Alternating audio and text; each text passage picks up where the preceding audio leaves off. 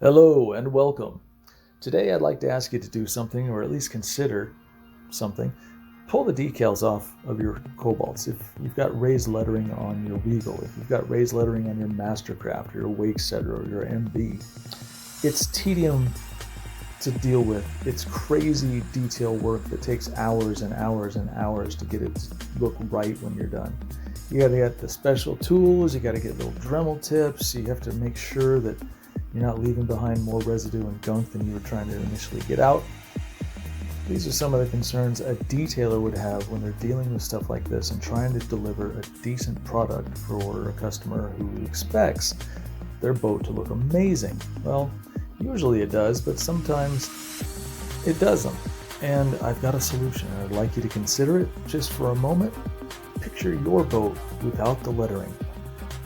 Now, on this side, we've taken the lettering off. I've left the residue. On this side, we've taken the decal or the emblem off and removed the residue with some acetone. So this is 3M's Heavy Cut and a really aggressive wool pad by 3M. I'm going to spread this out fairly quickly. I don't want that compound to basically become graffiti as it sits in the sun. So I'm going to spread it out, let that oil inside the compound kind of saturate that gel coat, and I'm going to start working this a lot like sandpaper. There's some grit to this compound, so as my wheel's spinning clockwise, I'm going to dig into it, grab those particles and slide them across the gel coat so that they cut into the surface of that gel coat. At some point I will reverse, or at least change the angle about 90 degrees so that I'm cross-cutting. Then, as soon as I like what I see, I'll start flattening out. This will also help me see what it is that the surface is transforming into, and it just basically makes it look a lot nicer as I finish out. It takes care of a majority of the swirls and holograms that you might leave in gel coat, especially dark gel coat, if you're grinding like this.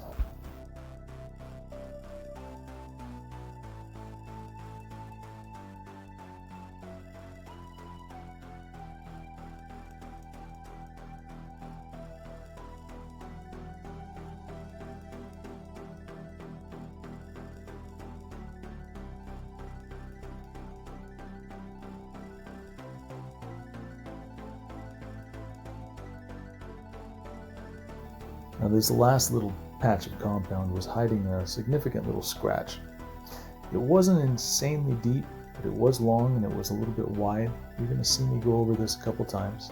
And what I'd like you to pay attention to is I'm not just putting my buffer into the scratch and grinding. I'm going back and forth, I'm changing the angle of the pad just to make sure that those cuts that are coming across the surface are varied in their angle. So keep a look on that, watch that a little bit, and I believe we're just about to the point where I think, yeah, that's almost good except for that friggin' scratch. So let's grab some more compound, hit it a little bit more, and see if that fixes it.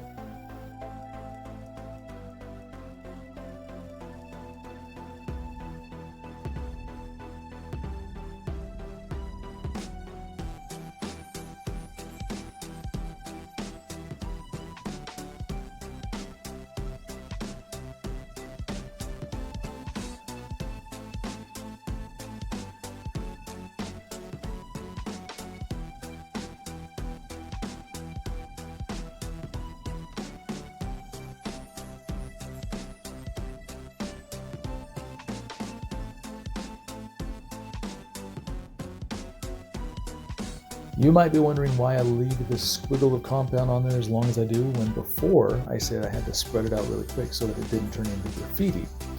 Basically etch its way into the gel coat because the gel coat's so dry that the oil from the compound saturates and changes the light transfer through the gel coat. Anyway, it's a thing. Trust me, if you're a detailer for any length of time, you'll have seen it, experienced it. If you've already saturated the gel coat and you put some more compound on top of that, you're probably not going to run into that as long as you don't let it sit there for too long. So here, I'm getting to that last little part, checking to see how deep that scratch is, how much I can feel it with my finger, and I'm thinking, you know what? I can get this. This isn't going to beat me.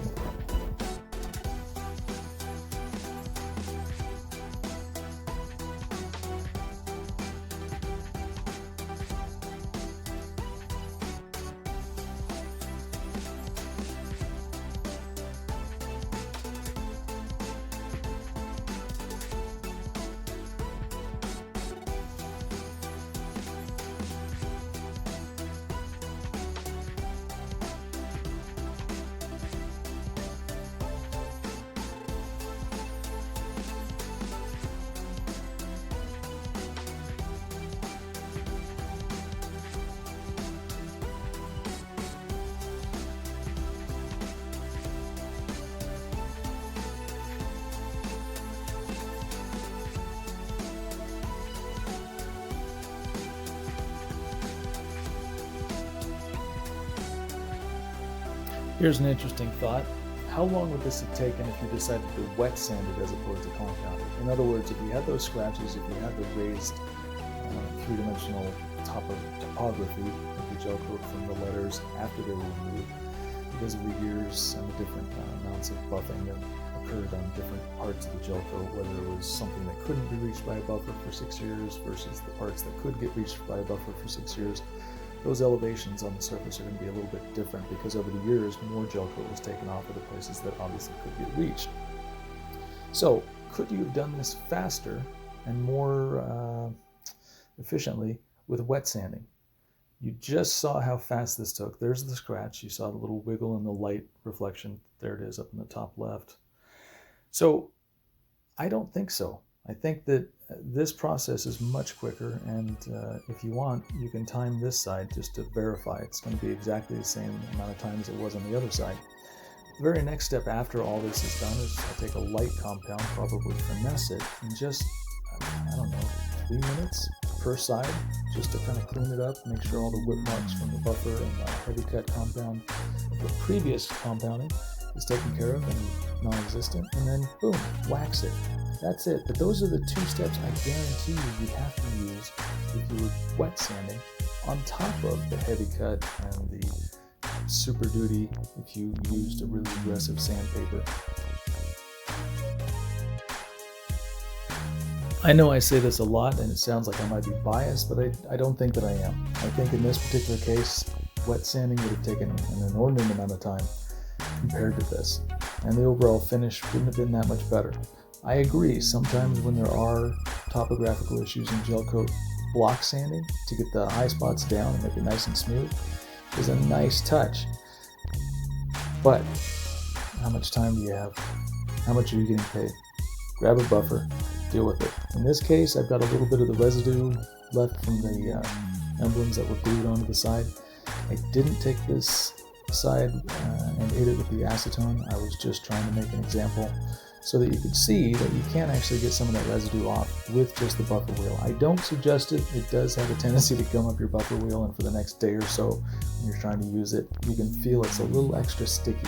So you might have to actually take it out, wash it down with some solvents or some sort of soap degreaser and get some of that gunk out of your wool pad fibers to make it an effective pad again.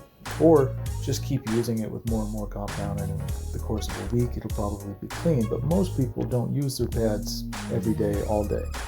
For me, it's not a big deal. I highly suggest taking the residue off with an acetone or adhesive remover, something to make it a little bit easier on your wool pad so that it lasts a little bit longer and doesn't give you a hard time by hopping around just because it's extra grabby.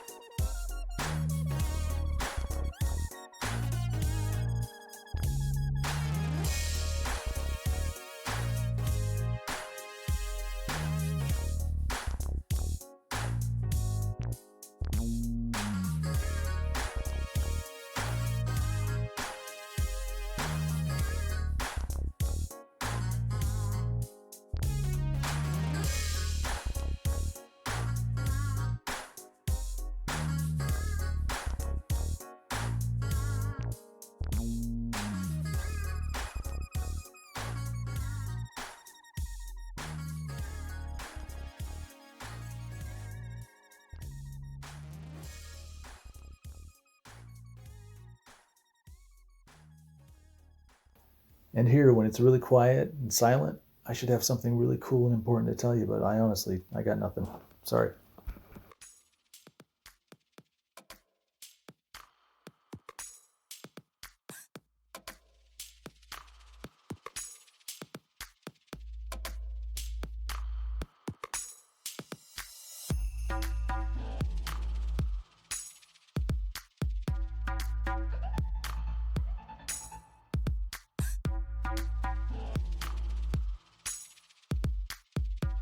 And just like on the other side, if you see something in the gel coat that you don't like after a little bit of compounding, there's no harm in adding a little bit more compounding to the mix. Just go ahead and throw down. Now this time, just like on the other side, I'm not smearing it all over the place and letting it saturate. I'm just digging into it, kind of like I said before, like a sandpaper, just using that grit going up and down basically. Remember, the wheel spins clockwise. Now I'm going at virtually a perpendicular angle, hitting it a little bit more at the 90 degrees from the straight up and down that I was, although now it looks like I'm going straight up and down like I was. So there we go. Now we're getting back into the horizontal cuts that I wanted to see as a cross cut. So if you keep this in mind as you're grinding into something, you cut one way, then you cut the other way. You cut one way, then you cut the other way. Then you flatten out and you take a look and you see if you've done anything that you like, and if you haven't, well, just keep cutting. If you don't have enough to keep cutting, add more compound. Pretty simple.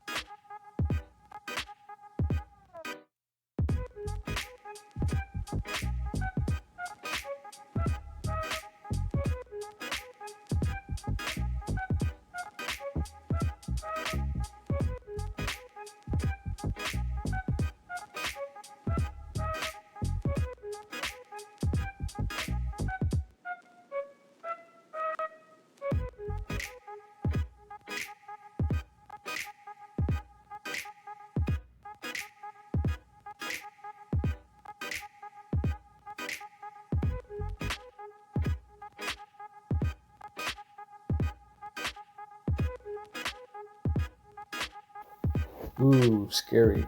Now it's time for the reveal. Keep in mind this is heavy cut compound. You are still going to see a little bit of that raised topography that we were talking about in the gel coat, and any swirls, any sort of imperfections that are left behind. With luck, and probably, like I said, about 3 minutes each side, maybe a minute and 30 each side, probably closer to 3 minutes each side. With a little bit of finesse, everything will come together and look amazing. And I know you probably don't believe me, but trust me, when this is done to your boat, you're going to see that guy was right.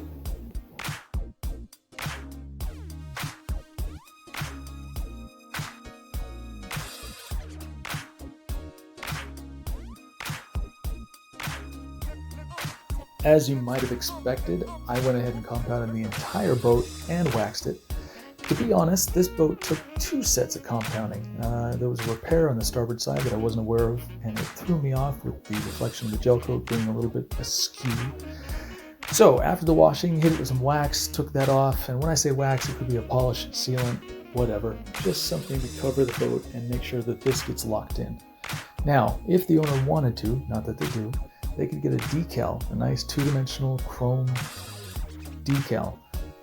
5 feet away, it would look exactly like OEM. And a detailer can buff over that for many, many years. You're not going to have the oxidation buildup and the dirt buildup and the spider buildup and all the other buildups that you could possibly think of. So consider it. Next time you look at your boat and you see those emblems, wonder how I can fix that. Oh yeah, I saw that video on YouTube and that guy was like, brilliant, gave me a great idea.